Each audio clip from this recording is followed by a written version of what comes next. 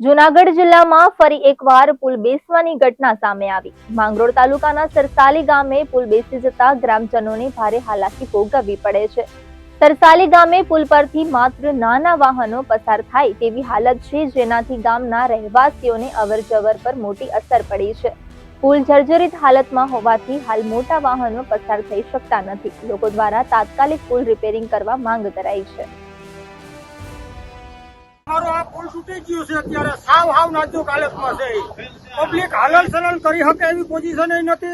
દેવી પૂજક દલિત પૂજક ના ઘરમાં 3 દિવસના ચૂલા નથી હરક્યા, છતાંય તંત્ર હજી સુધી કોઈ અહીં સરસાલીની મુલાકાતે આવેલું છે નહીં। અને આ પુલની પોઝિશન એવી છે કે બાળકો ભણવા જાય તો એને કેમ ઘરે લઈ જવા, પાછા ઘરે કે આવે કે ન આવે એવી પોઝિશનમાં છે। કોઈ તંત્રનો પેટનું પાણી હલતું નહીં અમારા ગામ પછી। એટલે અમે સરકારને એવી અપીલ કરીએ કે તાત્કાલિક આવે અને આ પુલનું કંઈક પણ નિવારણ કરે, જેથી કરીને અમે અવર જવર કરી શકીએ। શાકભાજી લેવાય જવાય એવું નથી અમારા ગામની અંદર।